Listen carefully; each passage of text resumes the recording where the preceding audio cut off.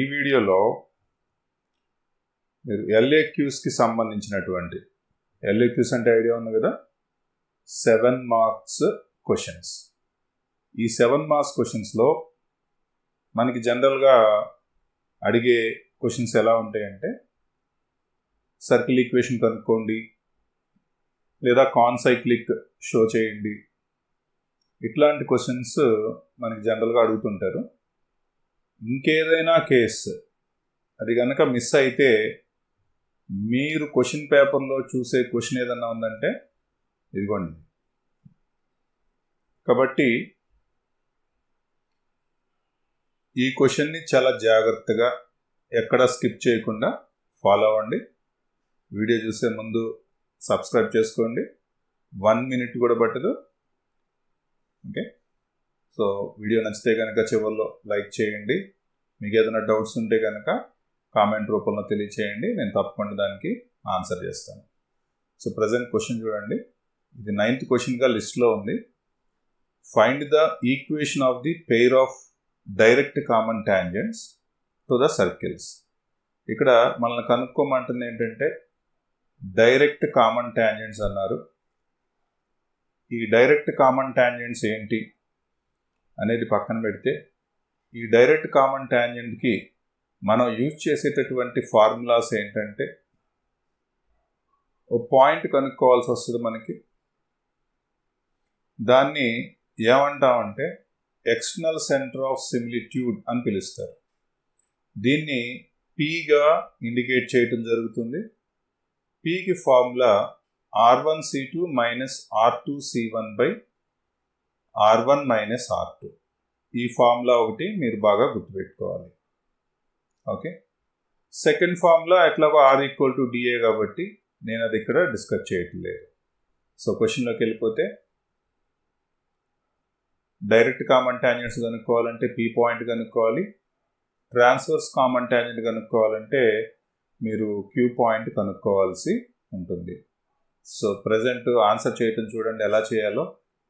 7 marks కాబట్టి don't worry, మీరు ఎక్కడైనా స్టెప్స్ స్కిప్ చేసినా కూడా ప్రాబ్లం ఏం లేదు. ఎందుకంటే ఇది యాక్చువల్లీ కొంచెం పెద్ద ప్రాబ్లమే, సొల్యూషన్ బాగా లాంగ్గానే వస్తుంది. So don't worry. సో ఇచ్చినటువంటి సర్కిల్స్ని మనం ఏం చేయాలంటే, ఫస్ట్ సర్కిల్ని ఎస్గా తీసుకోవాలి. మనకి ఏ సర్కిల్ ఇచ్చారో ఫస్ట్ సర్కిల్ చూడండి. ఇక్కడ x² plus y² plus 22x minus 4y minus 100 equal to 0. ఇది ఫస్ట్ సర్కిల్. ఈ ఫస్ట్ సర్కిల్ నుంచి మీరు సెంటర్ చెప్పాలి. సెంటర్ చెప్పడం వెరీ ఈజీ. ఇక్కడ నేను చూడండి చూపిస్తున్నాను. ఈ ఎక్స్ కోఎఫిషియంట్ ఏదైతే ఉందో దాన్ని సైన్ మార్చండి. ఇది ప్లస్గా ఇచ్చారు కాబట్టి మైనస్ పెట్టండి. 22/2 అంటే ఎంత వస్తుంది? డివైడెడ్ బై 2 చేస్తున్నాం కాబట్టి 11. అలాగే వై కోఎఫిషియంట్ కూడా అలాగే చేయాలి. ఇక్కడ నెగిటివ్ ఇచ్చాడు కాబట్టి పాజిటివ్ తీసుకోవాలి. 4/2 అంటే 2. నెక్స్ట్ ఈ ఫస్ట్ సర్కిల్కి సంబంధించినటువంటి రేడియస్ వచ్చేసరికల్లా దీన్ని స్క్వేర్ చేయండి. 11ని స్క్వేర్ చేస్తే 121. మీరు మైనస్ ఉంది కదా అని ఆలోచించబాకండి, మైనస్ స్క్వేర్ చేసినప్పుడు ప్లస్ అయిపోతుంది. అలాగే ఈ 2ని స్క్వేర్ చేసినప్పుడు 4 అవుతుంది. ఓకే, ఈ -100 ఏమైపోతుందంటే +100గా రాసుకోవాలి. అంటే మీరు సెంటర్ కనుక్కుంటానికి కానీ రేడియస్ కనుక్కుంటానికి కానీ ఈ x² y² కాకుండా ఈ సర్కిల్ ఈక్వేషన్లో రిమైనింగ్ పార్ట్ ఏదైతే ఉందో దీన్ని మీరు యూజ్ చేయాల్సి ఉంటుంది. Okay, so therefore 121 plus 4 125 plus 100 225. Square root 225 అంటే మీకు రిజల్ట్ ఎంత వస్తుంది? 15. ఫస్ట్ సర్కిల్కి సంబంధించిన ఇన్ఫర్మేషన్ కంప్లీట్ అయిపోయింది. నెక్స్ట్ సెకండ్ సర్కిల్ తీసుకుందాం. సెకండ్ సర్కిల్ని S' అని మెన్షన్ చేయాలి. ఏమని ఇచ్చారు? x² plus y² minus 22x plus 4y plus 100 equal to 0. ఈ సెకండ్ సర్కిల్కి సంబంధించిన సెంటర్ని మనం C2 అని పిలుద్దాం. సో ఇందాకట్లాగే సైన్ మార్చండి, బై 2 చేయండి. ఇక్కడ మైనస్ ఉంది కాబట్టి మనం ప్లస్ తీసుకుంటాము. 22ని బై 2 చేస్తే 11 వస్తుంది. ఈ 4కి సైన్ మార్చండి, మైనస్ అవుతుంది. దీన్ని బై 2 చేస్తే మీకు 2 అనే రిజల్ట్ వస్తుంది. నెక్స్ట్ R2 కనుక్కుందాం. R2 కనుక్కుంటానికి అగైన్ సేమ్ అంతకుముందులాగే 11ని స్క్వేర్ చేస్తే 121, మైనస్ 2ని స్క్వేర్ చేస్తే 4, అండ్ ఇక్కడ కాన్స్టెంట్ ఎంత ఉందో చూడండి, ప్లస్ 100 ఉంది. మనం ఆపోజిట్ సైన్ తీసుకోవాలి, దట్ ఈస్ మైనస్ 100. 121 మైనస్ 100 అంటే 21, 21 ప్లస్ 4 అంటే 25, రూట్ 25 అంటే విచ్ ఈస్ 5. ఓకే, ఇంతవరకు అయిపోయిన తర్వాత మీరు ఏం చేయాలంటే C1 C2 సెంటర్స్ మధ్య డిస్టెన్స్ కనుక్కోవాలి. ఇక్కడ సెంటర్స్ని హైలైట్ చేసుకుని పెట్టుకోండి. లేదనుకోండి మీకు ఏమవుతుందంటే మీరు కన్ఫ్యూజన్లో ఒక సెంటర్ ఒక వాల్యూకి బదులుగా ఇంకో వాల్యూ తీసుకుంటాం జరుగుతుంది. సో C1 C2ని హైలైట్ చేసుకుందాం. సో సెంటర్స్ మధ్య అంటే ఈ 2 పాయింట్స్ మధ్య డిస్టెన్స్ ఫార్ములా ఆల్రెడీ మీరు జామెట్రీలో నేర్చుకునే ఉంటారు, అయినా ఒకసారి గుర్తు చేస్తాను. Root of x2 minus x1 whole square plus y2 minus y1 whole square అంటే x2 అంటే 11 మైనస్ ఆఫ్ మైనస్ 11 ప్లస్ 11 అవుతుంది whole square plus minus 2 whole square, that equal to square root of 11 plus 11 22, 22 square 484 plus minus 2 minus 4 whole square which is 16. 484 ki 16 add chedna, 4 ki 6 add cheste 10, 0 here 1 carry over, 9 plus 1 10, again 0 1 carry over, that means 500. Route 500 అంటే 500లో ఎలా రాయొచ్చు, 5 into 100 రాయొచ్చు. 100ని రూట్లోంచి బయటికి తీసుకొస్తే it will be 10 and root 5 అలాగే ఉంటుంది. So C1 C2 calculation చేశాక మనం వెంటనే క్యాలిక్యులేషన్ చేయాల్సిన value R1 plus R2. So radius 1 ఎంత ఉందో చూడండి, 15 ప్లస్ రేడియస్ 2 5. రెండింటిని యాడ్ చేస్తే వీ హ్యావ్ 20 అండ్ అలాగే R1 మైనస్ R2 చేద్దాం. R1 మైనస్ R2 చేస్తే R1 అంటే 15, R2 అంటే 5 విచ్ ఈస్ 10. ఈ C1 C2 value 10 into route 5 అంటే 10 కన్నా ఎక్కువ ఉంది. అండ్ R1 ప్లస్ R2 20 వచ్చింది. రూట్ 5 వాల్యూ ఎలా కనుక్కోవాలో చెప్తాను. రూట్ 5ని మీరు 4 ప్లస్ 1 అని రాసుకోవచ్చు. 4కి రూట్ అప్లై చేస్తే 2 వస్తుంది, పాయింట్ పెట్టండి. 1 డివైడెడ్ బై ఇక్కడున్న నెంబర్ని డబల్ చేసి రాయండి 4. 1/4 అంటే 0.25, so that means 2.25 will be root 5 into 10 చేస్తే రూట్ 5 వాల్యూ కనుక ఇది నోట్ చేసి, okay, this is approximate value. 10 into 2.25 అంటే that is more than 20. Therefore ఫైనల్గా మనకు వచ్చిన రిజల్ట్ ఏంటంటే C1 C2 is greater than R1 plus R2. ఈ స్టెప్ అనేది కంపల్సరీగా ఎగ్జామినర్ ఎక్స్పెక్ట్ చేస్తారు, కాబట్టి మీరు ఈ స్టెప్ ఖచ్చితంగా రాయాల్సిందే. నెక్స్ట్ ఇవన్నీ అయిపోయిన తర్వాత మీరు ఈ P పాయింట్ కనుక్కోవాలి. So before that R1 is to R2 మనం క్యాలిక్యులేషన్ చేద్దాం.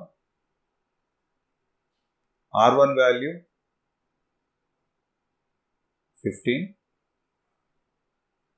R2 value 5. సో R1:R2 అంటే 3:1. ఈ వాల్యూస్ని మనం R1, R2 వాల్యూస్ కింద తీసుకోవాల్సి ఉంటుంది. అలాగే ఇక్కడ నేను C1 కూడా మెన్షన్ చేస్తున్నాను, అలాగే C2 కూడా మెన్షన్ చేస్తున్నాను. C1 అంటే ఇక్కడ కనిపిస్తుంది కదా, -11, 2. C2 అంటే 11, -2. P పాయింట్ కనుక్కుందాం. According to formula R1C2 -R2C1 divided by R1 - R2. R1 అంటే వాల్యూ 3 ఇంటూ C2 అంటే పాయింట్ నోట్ చేయండి 11, -2. తర్వాత మైనస్ R2 అంటే 1, C1 అంటే -11, 2 whole divided by R1 - R2 అంటే 3 - 1. చూడండి ఇది ఎలా చేయాలో చెప్తాను. This is very easy. 3 into first 3 తోటి మల్టిప్లై చేయండి బ్రాకెట్ వాల్యూస్ని. 3 11s 33, 3 ఇంటూ -2 విచ్ ఈజ్ -6. ఈ మధ్యలో మైనస్ అలాగే పెట్టండి. ఈ 1 ఇంటూ -11, -11. ఈ 1 ఇంటూ 2, 2 హోల్ డివైడెడ్ బై 3 - 1 అంటే 2. ఇక్కడ మీరు బ్రాకెట్స్ వాల్యూస్ని ఆపరేట్ చేసేటప్పుడు ఓన్లీ x వాల్యూస్ తోటే ఆపరేట్ చేయండి. By 2 compulsory. y వాల్యూని y వాల్యూ తోటి ఆపరేట్ చేయండి. By 2 compulsory. So now 33 -11. 33 + 11 by 2 -6 - 2 by 2. So therefore P equal to 33 + 11 which is 44 by 2, 22. 44 by 2, 22. -6 - 2, -8 by 2, -4. Now we have the point P. Now we will create a line equation which is passing through this point, which is a common tangent. ఈ point గుండా pass అయ్యే line equation with slope m తీసుకుందాం. m slope తోటి ఈ point గుండా pass అయ్యే line equation మనకి y - y1 equal to m into x - x1. That means y minus ఈ 2 పాయింట్స్ని x1, y1గా తీసుకోవాలి. y - 4, m వాల్యూ m గానే ఉంటుంది, of x minus this 22. Multiply చేయండి. m into x mx, m into -22 -22m. ఈ plus వైని is equal to యువతలకు move చేద్దాం. -y, ఈ మైనస్ ఆఫ్ +4, ఈ 4 ఈజ్ ఈక్వల్ టు యువతలకు మూవ్ చేస్తే -4 equal to 0. Now we have the equation 1. ఇప్పుడు మనం R1 ఈక్వల్ టు D చేద్దాం. R1 ఈక్వల్ టు D అంటే ఇక్కడ చూడండి R1 అనేది రేడియస్ 15గా ఉంది, R2 అనే రేడియస్ 5గా ఉంది. That means R2 value size చిన్నగా ఉన్న సర్కిల్, ఎందుకంటే దాని మెజర్మెంట్ 5 ఉంది కాబట్టి. So we will do R2 equal to D instead of doing R1 equal to D. R1 తీసుకున్నా R2 తీసుకున్నా మీకు m వాల్యూస్ ఒకేలా వస్తాయి, కానీ R2 తీసుకుంటాం వల్ల అంటే సైజు సర్కిల్ చిన్నగా తీసుకుంటాం వల్ల మనకి క్యాలిక్యులేషన్ త్వరగా అవుతుంది. So R2 value how much 5. ఇక్కడ D అంటే it's a perpendicular distance from the point. ఇక్కడ R2 తీసుకున్నారు కాబట్టి మీరు C2 రాయాలి. C2 ఎంతో చూద్దామా? 11, -2.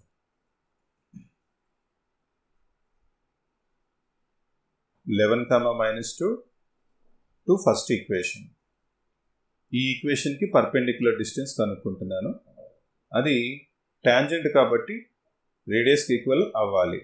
సో నౌ 5 ఈక్వల్ టు ఈ లైన్ ఈక్వేషన్లో మీరు ఈ పాయింట్ సబ్స్టిట్యూట్ చేయాలి.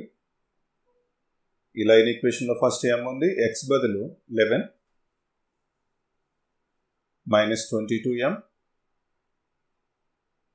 ఈ y బదులు -2 రాస్తే ఇక్కడ ఆల్రెడీ మైనస్ ఉంది కాబట్టి -2, after that -4 under modulus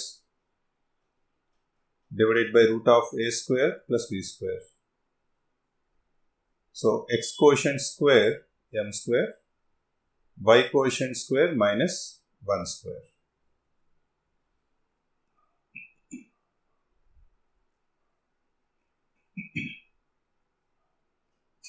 so cross multiply చేస్తున్నాను.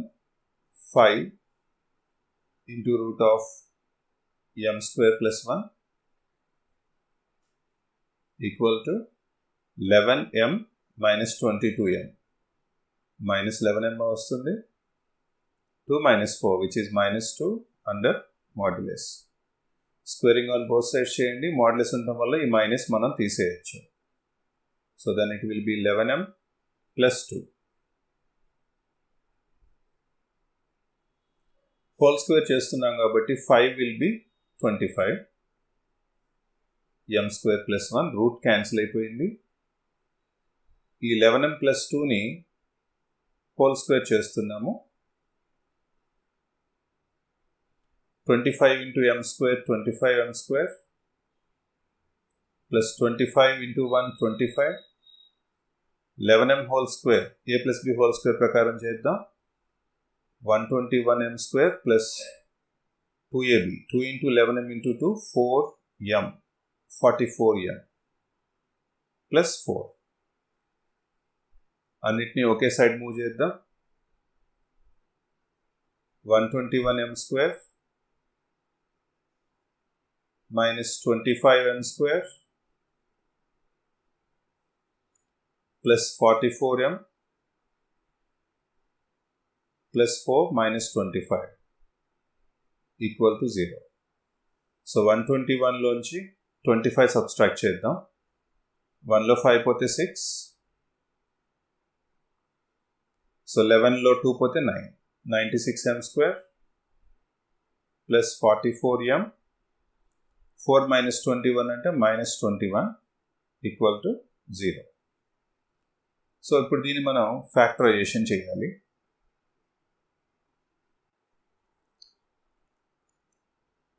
సో ఫ్యాక్టర్స్ క్యాలిక్యులేషన్ చేద్దాం. 96 minus 21, దీని ఫ్యాక్టర్స్ వచ్చేసరికల్లా 96m square plus 72m minus 28m plus 44m minus 21 equal to 0 అనేది వస్తుంది. ఓకే, సో ఇక్కడ నేనేం చేస్తున్నానంటే, సో ఫ్యాక్టరైజేషన్ చేసినప్పుడు 24m కామన్ తీసాం, 4m plus 3 minus 7 కామన్ తీస్తే 4m plus 3 equal to 0 వచ్చాయి. మళ్ళీ ఈ రెండిట్లో మనకి 4m plus 3 ఉంది. 4m plus 3 కామన్ తీస్తే 24m minus 7 అనేది వస్తుంది, which is equal to 0. That means 4m plus 3 equal to 0 or 24m minus 7 equal to 0. That means m equal to plus 3 is equal to అవతలకి వెళ్తే -3, ఈ 4తో divide చేద్దాం. Are ఇక్కడ కూడా 24m equal to మనం ఏం రాయొచ్చు అంటే 7. దీని నుంచి m ఈక్వల్ టు ఏం రాసుకోవచ్చు అంటే 7/24. ఇప్పుడు ఇక్కడ వచ్చినటువంటి ఈ m వాల్యూస్ని మనం ఈ లైన్ ఈక్వేషన్లో సబ్స్టిట్యూట్ చేయాలి. అప్పుడు మనకి ఆన్సర్ వస్తుంది. సో సబ్స్టిట్యూట్ చేద్దాం. y plus 4 equal to -3/4 into x minus 22. Okay, ఇక్కడ కూడా అలాగే చేస్తున్నాను. y plus 4 equal to 7/24 of x minus 22. Cross multiply చేస్తున్నాను. 4y plus 4 4s are 16 equal to minus 3x minus half minus plus 3 22s are 66. So అన్నీ ఒకే side తీసుకొద్దాం. So 3x plus 4y 16 minus 66 అంటే minus 50 equal to 0. This is one of the answer. 24 తో cross multiply చేద్దాం. 24 into y 24y. 24 4s are 96 equal to 7 into x 77x. 7 into minus 22 14 154. అన్నీ ఒకే side తీసుకొద్దాం. So 7x 24y is equal to అవతలకి right side move అయితే minus 24y minus 154 minus 96. 9 4 6 10 10 15 250 minus 250 equal to 0. So that is the answer of this question. Answer చేస్తే మీకు కంపల్సరీగా 7 marks అనేవి రావటం జరుగుతుంది. And one more time I am requesting all of you, subscribe this channel, give a like and share it. Thanks for watching. Bye bye. Take care. All the best to your future examinations.